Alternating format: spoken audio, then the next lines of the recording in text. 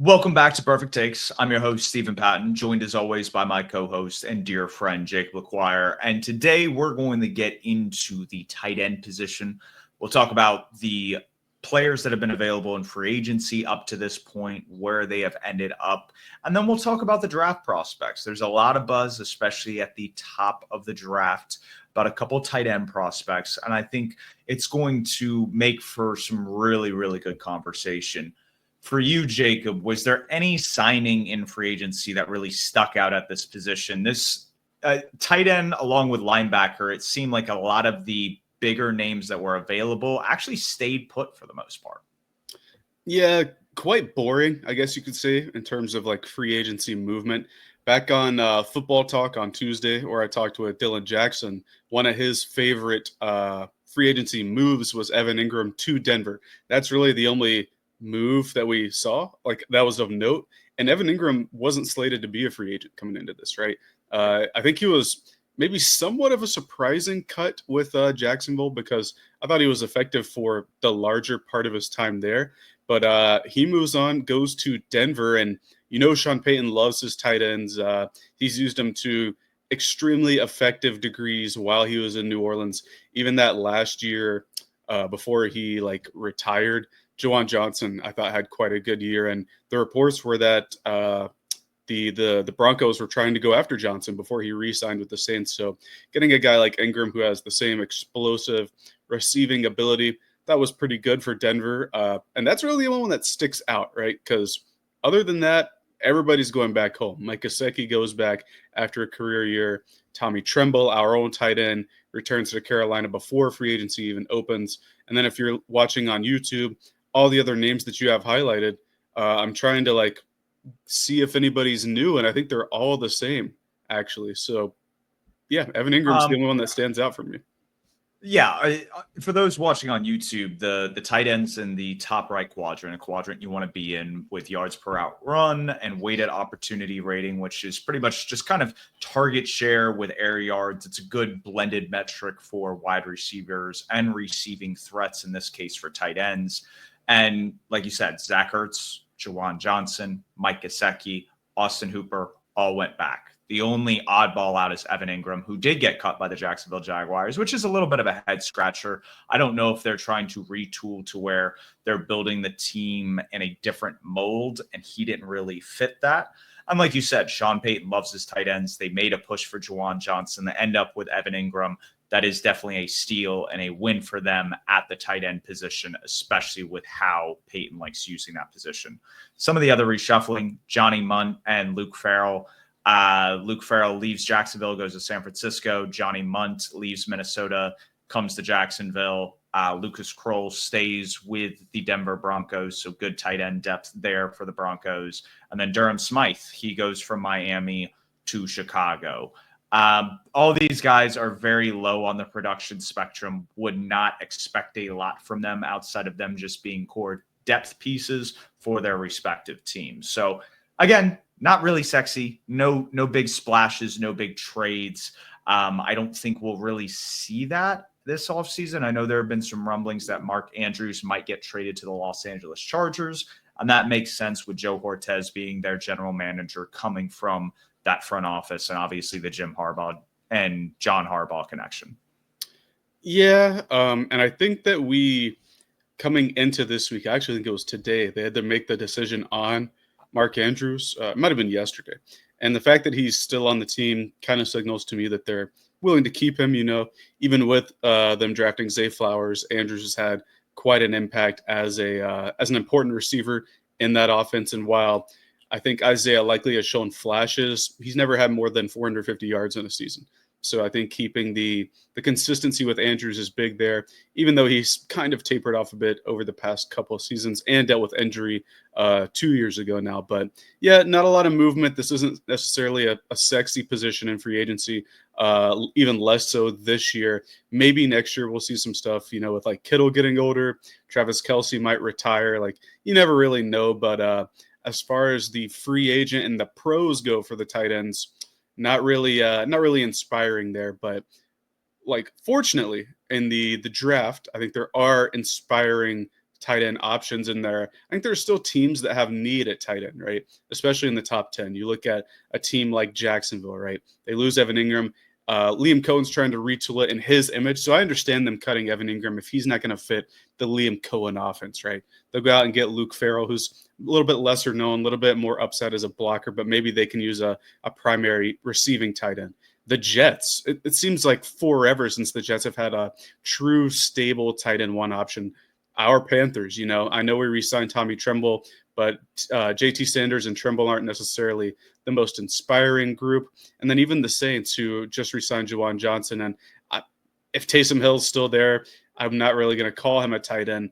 They could probably use one as well. So a lot of needs for the tight end early, and a lot of, or I should say, two tight ends that I think could go early in the draft. And we kind of alluded to it on Thursday as we were wrapping up as to whether we think they should go that high, whether we think they deserve to go as high as somewhere in the top 10 potentially. And I'm going to let you kick off how you view, I think, the consensus number one guy, Tyler Warren, in relation to where he's being mocked, where he is on the consensus big board, and just kind of get your overall thoughts on him, because offline, I know you have had some visceral opinions as to how or where Tyler Warren's going to go in the draft. Now, where he's going to go has nothing to do with my opinion on a tight end being taken as high as he is being mocked. There are plenty of dumb organizations and franchises within the NFL. So it would not surprise me if he went high simply because there is a lot of or lack of talent at the top end of the draft. My question to you is, since 2002, the NFL merger where we have all 32 teams that we currently have, how many tight ends do you think have been taken in the first round since then? We're talking 20 plus years. How many do you think have been taken? So entire first round, you're asking? Yep. 1 through 32. You have 32 picks every single year for 20 plus years. How many tight ends do you think have gone in the first round? I'm going to say like 12 to 15, because I'm trying to think every other year. Obviously, Kyle Pitts went in the first round. Bowers went in the first round. Yeah, I'll go 12 or 15 like every other year, something like that. So since 2002, we have had 23 tight ends drafted, and they have combined for a total of 25 Pro Bowl appearances. So clearly, a lot of teams think very highly of some of these prospects that come out at the tight end position, and they think, hey, we can mold this guy that we believe in, that has key attributes to play this position at a very high level. Clearly, that hasn't panned out. And when you look at from 2011 until now, we're talking about about 10 guys that have been drafted in the first round. And really, the only guy I would say that I would write home about since 2011 being drafted at the tight end position is last year's Brock Bowers. I'm going to go down the list. We had Kyle Pitts at 4 a couple years ago. All the guys taken around him, superstars, except him. Then the other guy taken in the first round, top 10 pick as well, TJ Hawkinson. He got traded before even finishing his rookie contract with the Detroit Lions to the Minnesota Vikings. And he's been dealing with some injuries, hasn't necessarily been playing at the level he played at early on in his career. But again, is he truly a difference maker? Noah Fant with the Denver Broncos. He ended up getting traded to Seattle in part of that big Russell Wilson trade. You have Hayden Hurst with the Baltimore Ravens, and it was Mark Andrews, who we just talked about, a third-round guy that beat him out for the starting role. So, again, first-round pick doesn't go so well. O.J. Howard with the Tampa Bay Bucks. Never amounted to anything. He's gone. And again, it's an O.J. Howard, very similar to Eric Ebron, who I'm about to get to, but Evan Ingram, the Jacksonville Jaguars tight end. He's been a good offensive threat, but has he really been on the level as some of these other guys that we're talking about? Even a Sam Laporta that we saw got drafted a couple years ago, he's never even reached, I think, the heights that we saw Laporta at in his rookie year. You have David Njoku for the Cleveland Browns. I think he took a step going into his second contract, but it's taken him almost a half decade to develop into a reliable offensive threat. And then now we get to Eric Ebron and Tyler Eifert, both of whom athletic guys who got injured early on in their career and never really get past that. And so now we get to the one and only guy who people believe is the tight end one in this draft class. And it's interesting because he has 1 year of solid production. This guy's 23 years old, and compared to some of the other tight ends in this class, that's really old. And you're going to tell me that Tyler Warren, because he put up some crazy catches leading up to the playoffs and in the playoffs, that this guy is a top 10 pick, knowing the history we do about this position in the draft? I certainly, how am I going to put this? I wouldn't take him in the top 10. I think there are at least 10 more players better than him and positional value taken into account. Not sure that a tight end is worth it. What I will say, though, is I think over the past couple years, like let's say since the Linderbaum draft, so what would that have been, 2022? I think teams are more and more comfortable with taking good players and players that can fit into their system in the first round, because the first round contract to me really is about getting value out of that rookie deal and then extending early if they're worth it. If they're not worth it, you don't have to extend them. You can just be like, all right, let this guy hit free agency, trade him, do whatever. But if you can get good value out of a guy like Tyler Warren, if he fits your system early, I think a team's going to bite on that. And I think the lack of, and you mentioned it, talent at the top of the draft, but specifically the lack of offensive talent at the top of the draft is really going to have teams considering, all right, if we're cool on defense, right? We don't really need to take a D lineman or an edge rusher in this class, where those are the two strengths, and we need some juice on offense. Well, are you going to go with a guy like Ted McMillan? You know, he has question marks, but he's this really unique athlete, and like in his wingspan, his ability to catch the ball. Are we going to go with Luther Burden, who had a down year? Or are we going to go with a tight end who can play inline, he can flex out, can play in the backfield, who had a really good year? Where are we going to go from there? And I think that's where teams are really convincing themselves to be high on Tyler Warren. But again, I'm not necessarily going to take him with the what do we have, the 8th pick, but I'm trying to just explain the thought processes of teams that are like, you know, he wouldn't be that bad going that high. Okay, so since 2002, I talked about how many tight ends have just been taken in the first round.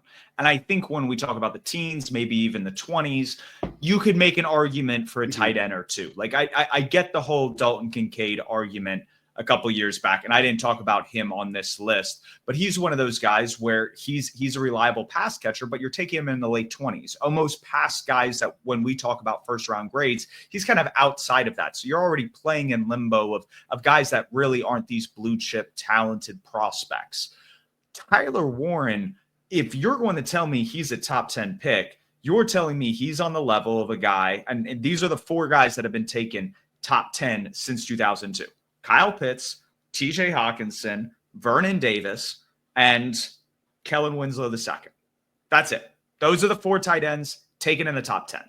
And I just don't see it as a prospect. Like for me, he's not this great route runner. He does have reliable hands, at least from the tape this year. But if you go back to 2023, this guy was dropping stuff left and right. And like, that's something to be concerned about, because say the Panthers take him at 8. And Dave Canales has him running wide open, and he drops a couple passes like Xavier Legette did in his rookie year that are in key pivotal situations that would help you win games.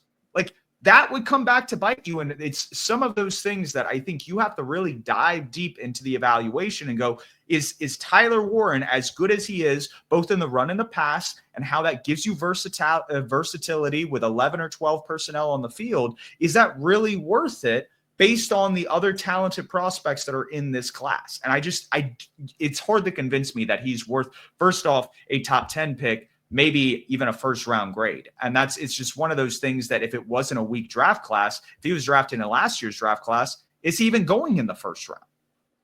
I think you do bring up a good point when you're talking about the profile of the player, right? Because we can't lie to ourselves and say that he's the type of receiving prospect that Kyle Pitts was. Kyle Pitts was, or Brock Bowers. I'm getting to Bowers, but Pitts was, I think, 10.0 raw score, once in a generation, like athlete at the position of tight end. Hasn't super panned out for him, but I don't think he's been used in the best of circumstances.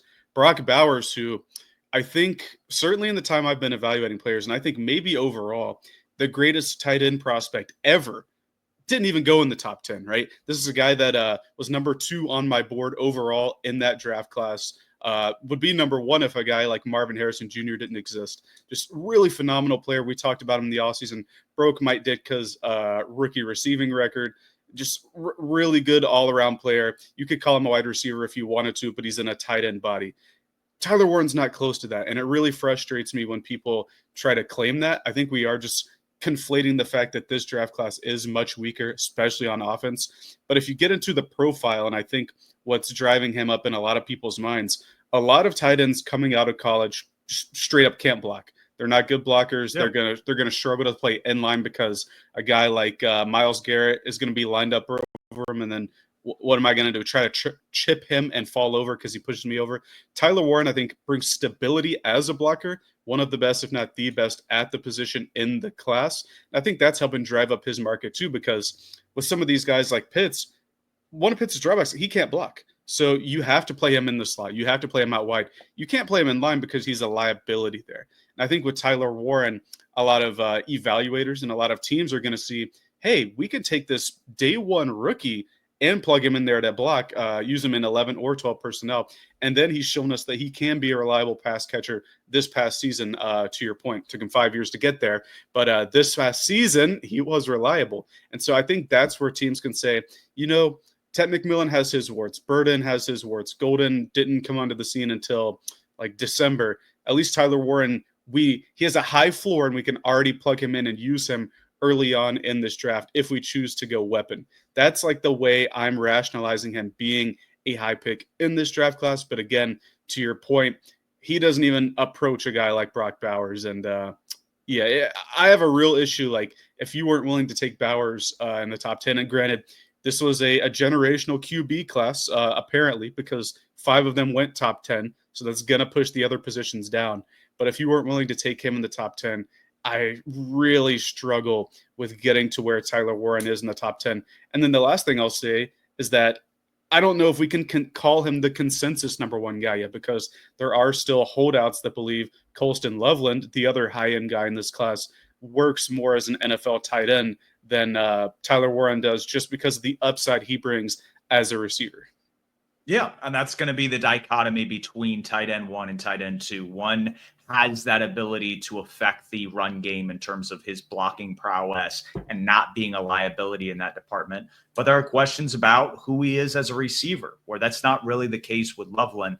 The last thing before we kind of get into Loveland and kind of wrap up with Tyler Warren, my question for you is who do you see him being like at the NFL level that we've seen? And I know throwing around pro comps for guys coming out of college isn't always the best thing to do. It's an apples to oranges. But there are a couple of guys that I've seen comp to him, and I'm like, okay, even if that is kind of his ceiling, his trajectory, again, it goes back to that point. Like, I don't know if I'm taking that player top 10 still.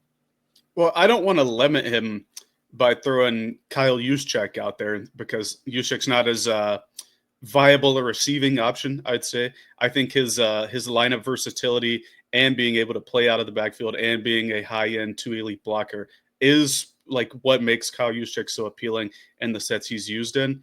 The 2 that I read were Jeremy Shockey, which I think old time, like a true physical tight end. A traditional, 12 personnel tight end like that.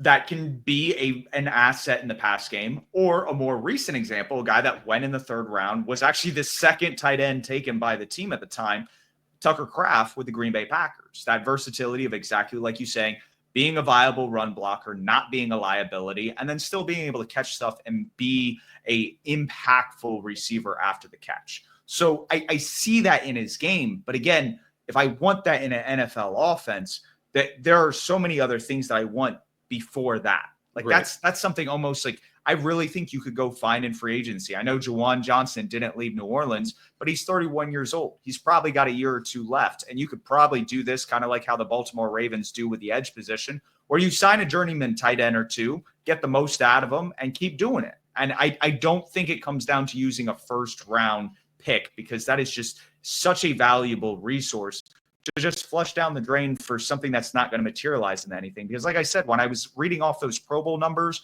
like I didn't even get to the All-Pro numbers, but these are players who, with the teams they've been drafted, have really accomplished next to nothing. I mean, Brock Bowers, TJ Hawkinson, Kyle Pitts, Evan Ingram, David Njoku, like Eric Ebron, Tyler, like none of these guys are the superstars that have been drafted. The guys that have been drafted that have been superstars over that time frame, Jimmy Graham, Rob Gronkowski, Travis Kelce, George Kittle, all taken in that second round. And I think that's what opens the door for this Loveland conversation, maybe even Fannin and some of these other guys that are these day two guys, because I think they may actually have the ability to impact the game because I think they bring receiving elements that I think is going to help a pass heavy offense kind of unlock another gear and really take them to the next level.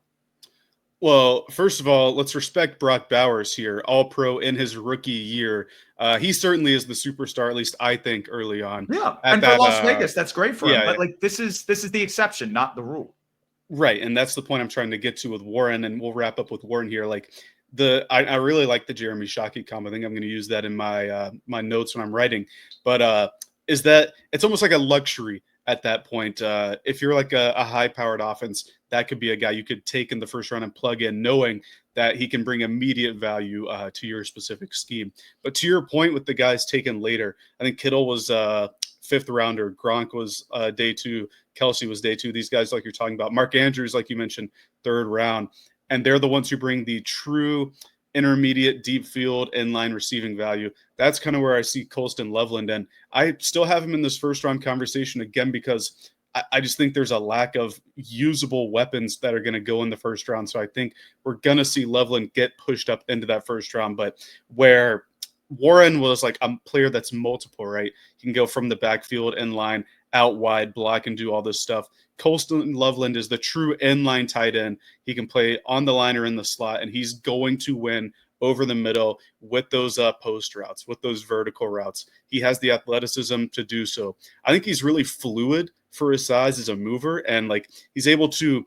One of the things that I think goes under the radar is high level linebackers and safeties at the college level are able to redirect people, corners as well. They're able to redirect players off their lines, and a lot of college players struggle with that because they're not used to facing actual defensive stances and defensive techniques. But Loveland does a really good job of avoiding the reroutes. Like he'll work around a player or he'll like hand fight and put him down to where they can't bump him off his path. And I think that's something super underrated about him. I think he's also a willing blocker when it comes to blocking. He's not very good at it, or he's not as good as Tyler Warren.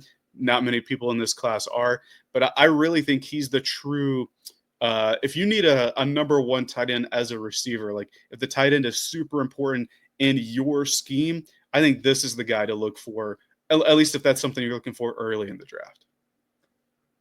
I'm a little hesitant in saying that because I think tight end heavy teams like using those packages to kind of mask the run and the pass. Mm-hmm. And I do agree with you. I think he is very much a willing blocker in the run game. I just don't think he's a good one. And so that's what I said. Yeah. Yeah, no, and I completely concur exactly with that sentiment. And that being said, that paired with, I think, his lack of yak ability after the catch, like you said, great runner, great inline. I mean, it kind of, like you said, the vertical routes and kind of stemming from the top of the route. He's really good at a lot of those kind of concepts. I think the best comparison for him at the NFL level is Mike Gesicki. And it's like, if that's really the ceiling, because like you said, very fluid runner, a guy that works really well in line, maybe not the best in the run game. It's just some of those elements. It goes, okay, so where do you get plugged in? What are you going to do well? And I think he will be a good NFL player. I just wonder again, is this worth a first round pick? And that's kind of what I'm just getting to with these two guys. There are a lot to like about Tyler Warren and Cole Loveland. Like these two guys are really good players. I'm just very concerned about some of the gaps in their game, and they aren't complete guys at their position, unlike a guy like Brock Bowers we saw last year. And with those gaps in their holes and that what they could add to an offense, is it really worth it? And that's just what I want to keep bringing the conversation back to when we talk about these guys. And I think that's a very valid point, and I'm going to keep coming back to it in regards to this specific draft class, because this isn't last year, right? This isn't a loaded offensive class. No receiver in this class has a complete game. Like the reason I have McMillan as number one, and we didn't really touch on it, but I do prefer separation as my number one thing. He has athletic traits that 99% of receivers don't have. And when you have something that special, I think you have to put it at number one. All the other receivers have pretty glaring issues in this. Even Travis Hunter, who I think is probably the most natural athlete, probably has the highest ceiling as a receiver in this class. He's only been doing this for like 2 years, playing heavy snaps at receiver. So you don't really know what his floor and ceiling are there.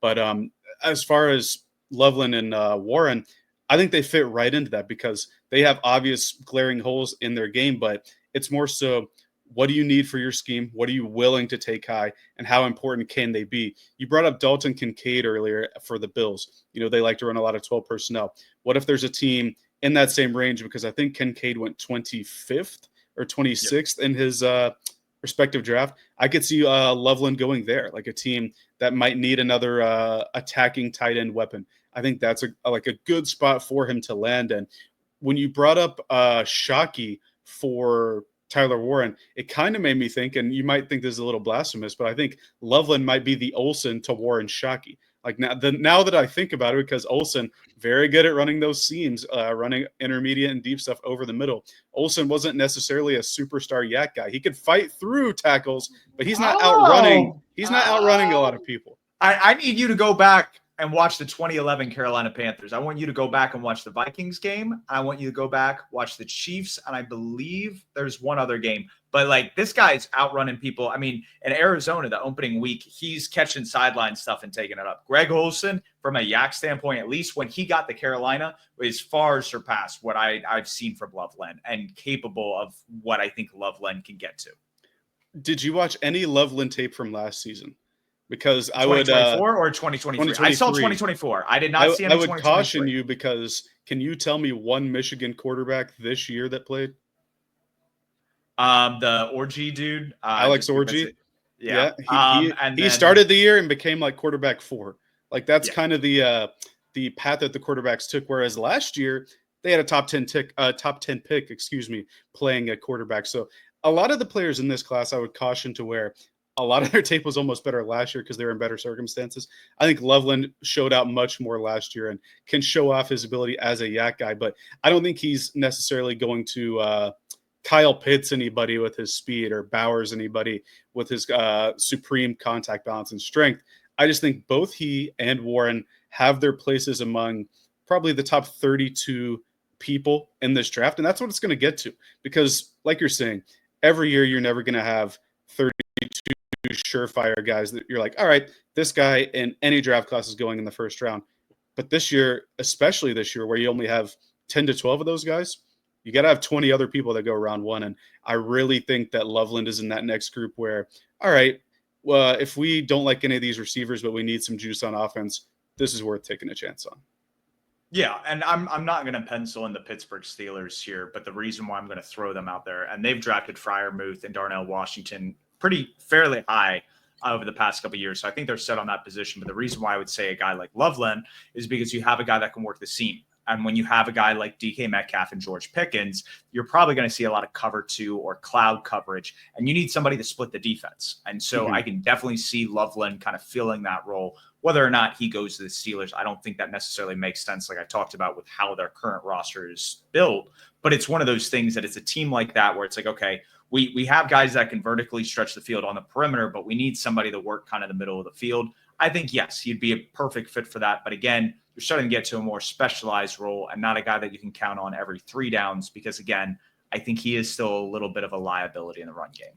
Well, and this might be a bit rich for at least for me. I know it's going to be rich for you, but Indianapolis at 14. I know they have guys like Alec Pierce and Pittman who can work down the field. They have Josh Downs as a guy that can really thrive and succeed underneath.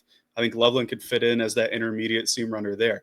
But again, the 14th overall pick, the Indianapolis Colts, who are unsure at QB, what are they going to do? Are they going to go D-line? I know they worked a lot on their secondary and free agency, and I'm actually really not proud, but I really like what they did to their secondary. I think they might have fixed it in one offseason, but they have other needs as well. But that's the idea for Loveland for me. Like Pittsburgh's another good one. I really think Pittsburgh is going to go another direction on offense, and we'll talk about that closer to the draft. They're a very easy team to telegraph, in my opinion, and I think over this past week, their pick has been heavily telegraphed.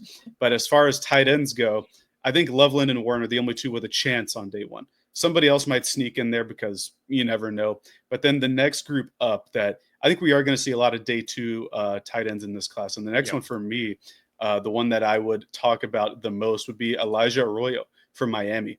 He's not I don't think he's number 3 on my tight ends list. He's number 5, but I think he's gaining a lot of steam. And when people are watching Cam Ward tape, like you mentioned last week or on Tuesday with Restrepo, they see Restrepo making plays. They're going to be seeing Elijah Arroyo make plays. You want to talk about a yak tight end, an athletic guy who can really get after it. This is Elijah Arroyo. He can take catches to the house as a tight end and be a very explosive weapon, but he's even less of a blocker than Loveland. And he's a guy that can get bumped off his routes and stuff like that. So if you want the upside with Arroyo, I think you're gonna have to take the good with the really bad as well. He is an interesting prospect because, like you said, obviously not a guy you want blocking in the run game. Obviously somebody that still needs some work on refining his route running and not, like you said, getting moved off his spot. But I think what's interesting is when you see him with the ball in his hands, like you said, has the ability to take it to the house. And I think really has the ability to steamroll and just kind of punish the opponent. I mean, this guy kind of moves with some force. He's angry. And it's a guy that I'm going to bring up in a little bit in terms of later. But Elijah Arroyo, I like, solid dude. I really like him as a prospect. My biggest hesitation really is his injury history. And when you play as physical as you do, I think you put yourself in a situation where you're constantly going to be in and out of the lineup. You're kind of going to be like not always there. And I think sometimes the best ability is your availability. And I think when we talk about these tight ends, he's kind of the biggest one from an injury risk standpoint that I'm concerned about here. I don't know what else you have to say about him. Like you said, I think in the past game, there are the glimpses you see and you're like, we can work with that. Obviously, there's some other stuff that has to be refined. But again, you take him like 3rd, maybe 4th round, especially with all these concerns, and you develop them over a few years, I think it's worth it at that point.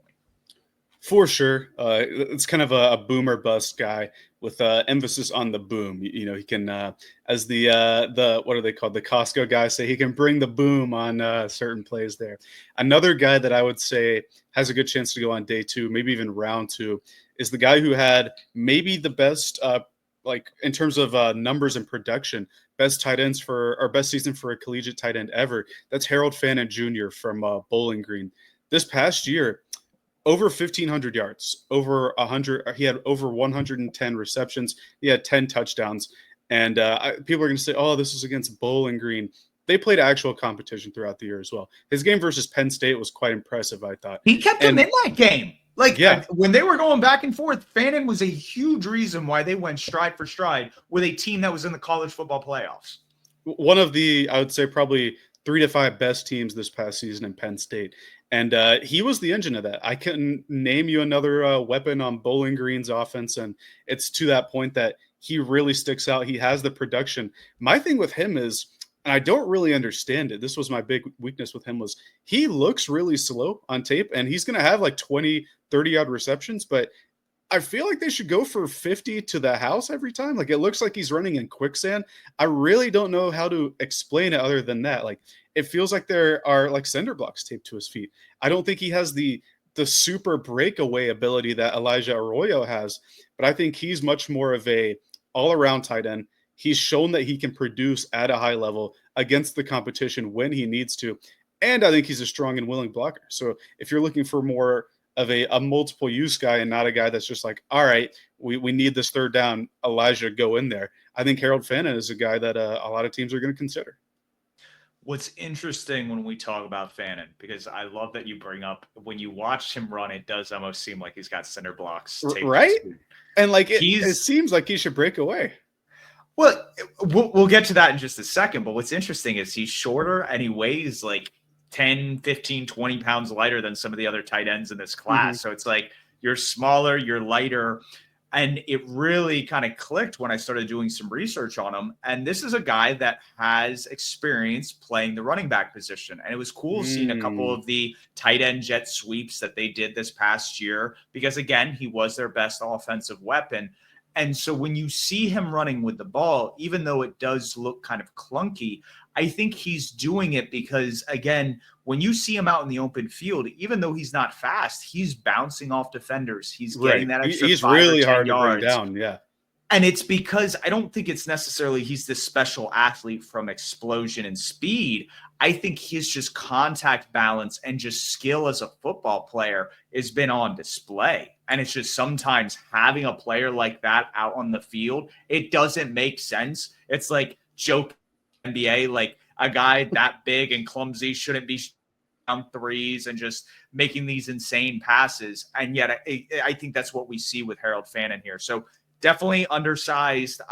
Talk about kind of like another liability in the run game outside of Tyler Warren at the top. I don't think any of these guys that we've discussed are really that great in that department. They just bring an element to the passing game that could be really special at the next level. And Harold Fannin, I will say, like, if the Panthers, for some reason, he falls to third or fourth round and you have a pick and he's there, pairing him with a JT Sanders, I think those two from a yak standpoint would actually be really good for Bryce Young, even though I don't know if that's necessarily a pairing the Panthers would consider.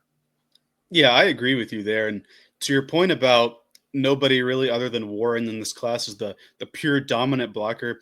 The only guy I think is close would be Terrence Ferguson from Oregon, who has gained some steam since the Senior Bowl and the Combine. I think he's going to be a day 3 guy, but I could see him sneaking into that third round. This is another super athletic guy, really strong blocker and a huge frame. Like he's going to be able to get in the way of the Myles Garrett's and stuff. I'm not going to say he's going to beat him, but he's big enough to like at least make Garrett hesitate or take an extra step or two, which in the league means everything, right? An extra step or a half second's the difference between a sack and a touchdown for what it's worth. So Ferguson is a guy I would keep my eye on. Not a lot of yak potential. I think he's like pretty slow, but I think he's a big frame, big body target that can be kind of an underneath safety blanket kind of guy should the Panthers go in that direction. And I think you can get him in like the 4th or 5th round. I think that's where he's going to end up. That way you can use your early picks on stuff like things you need, safety, edge rusher, D-line, that kind of thing. Another later guy I would look at, I think he's got some steam as a day 2 guy as well, but Gunnar Helm from Texas. He really showed versus Michigan early this year. But yeah, blocking needs improvement. But I think he's a moldable, workable athletic tight end. I like Gunnar Helm. I was watching both of them today. And out of curiosity, who do you think is bigger out of the two of them? Because like watching their tape, I thought the one was bigger. But when I started looking at the measurements, I was like, wow, I was wrong. You would think Ferguson's bigger. Like I think he physically looks bigger, but no, he is. He's got like an inch, and then I think about like 10 pounds. For me, the way that Gunnar Helm was running with the football, I was just like, that's a big man running. With Ferguson, it was like a lot of his production came on these like tight end screens or just like these little like slant route concepts. That's just it's not. Oregon's it's not offense isn't. Yeah, Oregon's offense is very gimmicky. It's something even going back to last year with that was one of my hesitations with Bo Nix was the offense that he played in.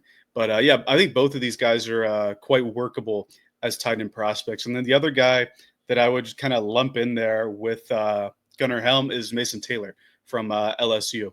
I know people like Dane Brugler, like high-level evaluators, they get paid the big bucks for this. He's really high on Mason Taylor. I think he has him as tight end 3 currently on his board, and certainly a good athlete. I think he's not going to be a good contested catch guy. And I think sometimes his effort or his lack of effort really was on display this season in particular, as LSU kind of had an up and down season. But you can see the potential in terms of athleticism, kind of like how you can with Gunnar Helm when it comes to Mason Taylor. Yeah, no, and I think that's a good point to bring up. There's a lot of good depth in this draft class. You can find different tight ends for different roles. Like we talked about, Ferguson's huge. Like that's a guy in the run game that if you need somebody to like move bodies, he's going to be that dude for you. I think Gunnar Helm can be I wouldn't say special, but a guy that I think can really like be a reliable pass catcher on third down, a chain mover, a guy that is going to be impactful in both phases of the game. Again, tight ends in this modern era, they aren't known so much for blocking. I think the guys that are known for that stuff, they become undrafted free agents, or they're free agents that kind of bounce around team to team.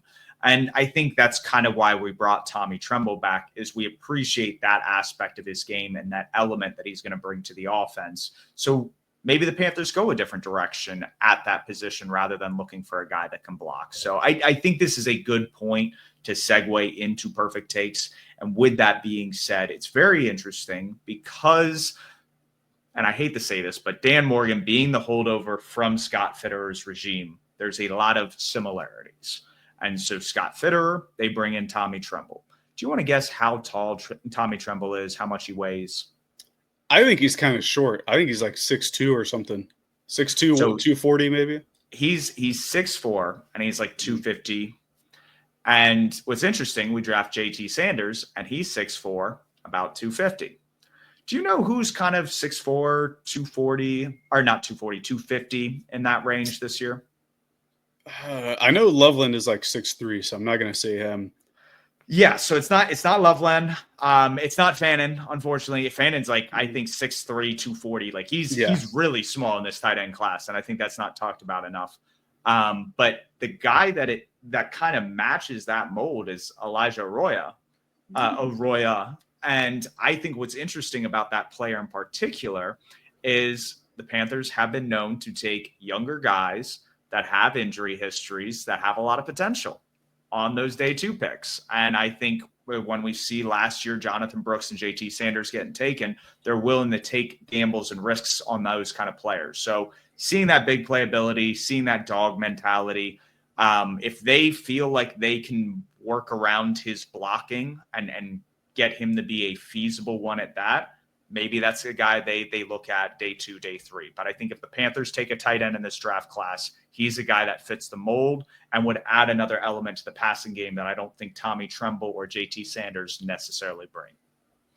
I like it. So officially it's going to be that if they draft somebody in the top 100, it's going to be Arroyo is your take? Yes, the top 100 picks. I can understand if some of these other guys you're looking for a blocker, or maybe there's a developmental guy in the 6th or 7th round. I should have specified.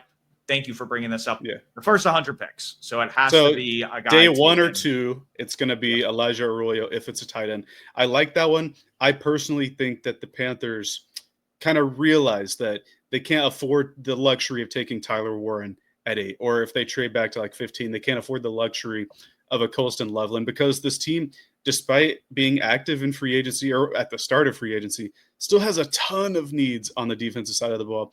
They still really need a wide receiver 1, and they really need a safety, because we still only have 2 on the roster. So I think they're going to spend an early pick on safety, but I like where you're going.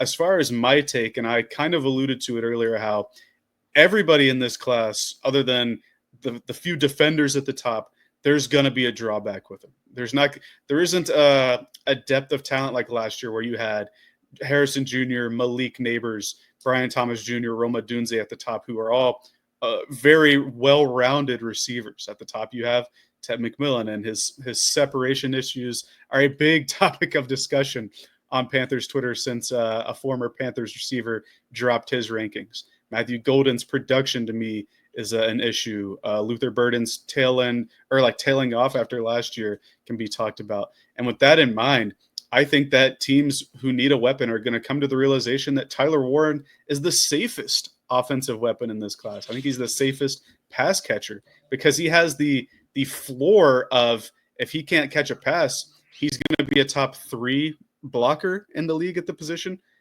And I think that's going to entice some teams. So my take, with Ted McMillan seemingly sliding down draft boards, I think Tyler Warren will hear his name called before Ted McMillan on draft night.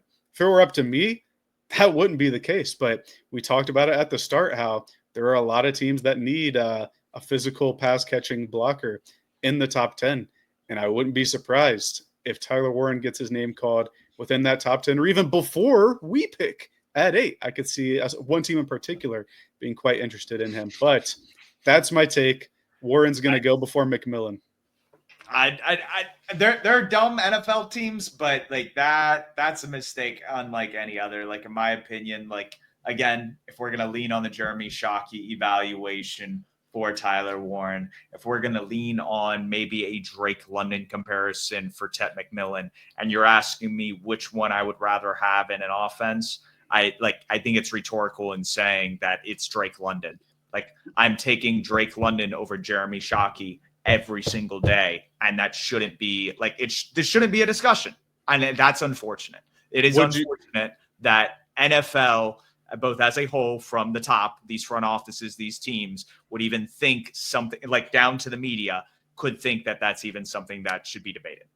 Would you rather have Kyle Pitts or Jamar Chase? This was a real question. Chase. And a team failed the question. And they did. And it's just like, why are we doing this again? And I'm not saying they're on the same level, but again, we've talked about Tyler Warren isn't on the Brock Bowers level. He's not even the athlete that Kyle Pitts was coming out that was so enticing. And it's like, we learn this over and over again. If you forgot all the names I listened, go back 30 minutes and just hear all the first round guys and tell me, like, yeah, looking back, that was a great pick. And obviously there have been a lot of wide receivers taken in the first round that are busts, but I'm telling you, the value that would be provided from the ceilings of these players and what their outlook would look in the NFL, you're taking Drake London over Jeremy Shockey every single time.